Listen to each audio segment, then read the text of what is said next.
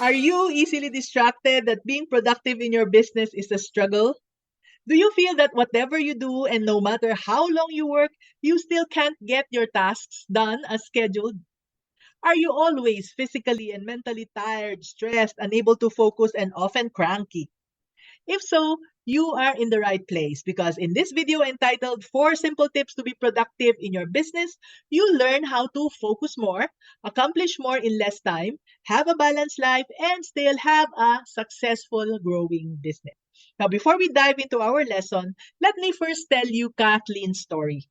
Who is Kathleen? Well, she's a 30-year-old mentee who's a single mom to a 2-year-old son. She already runs a business selling educational toys and imported clothes for toddlers. You can guess that her little boy inspired her to venture into this kind of business. Kathleen sells her products online. She's very active on Facebook where she gets most of her customers.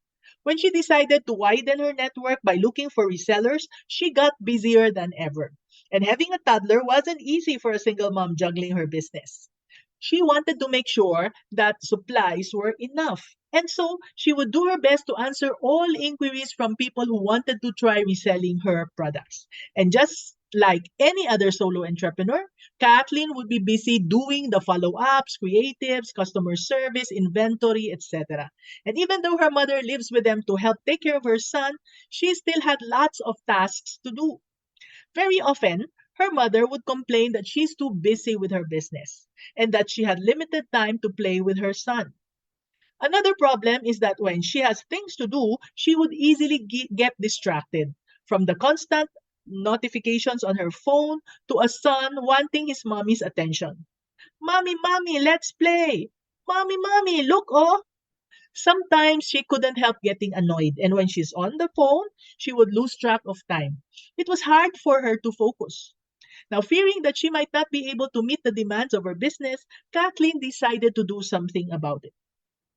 Mommy and I'm ashamed to say this, but I admit that I would often lose track of time scrolling on my phone. 1 minute I'll be answering inquiries, and soon I'll be looking at posts and videos just for a bit of entertainment, and then I'd realize that I've already wasted 45 minutes.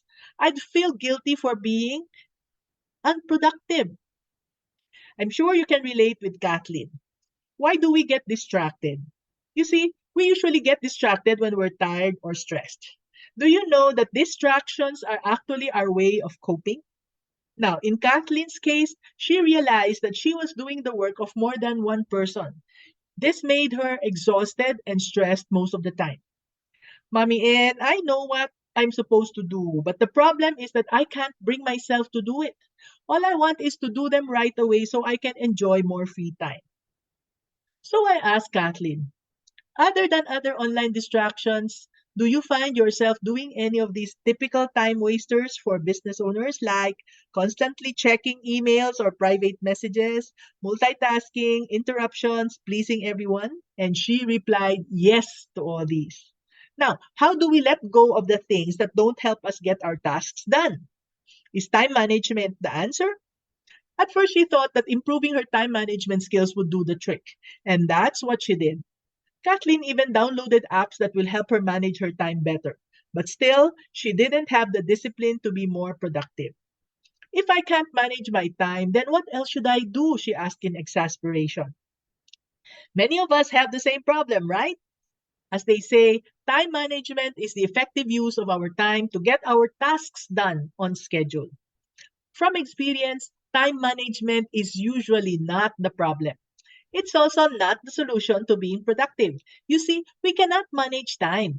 Instead, it's about self management and managing priorities. Here are 4 simple tips to be productive in your business. Number 1, create a commitment list for the next day before you sleep. In fact, I require each one in my team to practice this and post it in our group chat so that we know what each one is doing and how we can support one another. And it's a big help for us to be reminded of what we need to do for that day. Breaking our big monthly goals into small goals daily is more doable because we don't feel overwhelmed. Number 2, find your golden hours. This is your most productive time of the day. Keep track of your time and soon you'll figure out what time of the day you're most focused or most productive. Some say their golden hour is in the early hours of the morning. Others say that they work better at night when everyone is asleep. Mine is from 1 to 3 p.m. when my husband is taking a nap and the TV is quiet. Number three, prioritize. Do the urgent and important tasks as soon as possible. For example, deadlines, pressing problems, last minute preparations. Sometimes we think that a certain task is urgent and important, but in reality, it's not.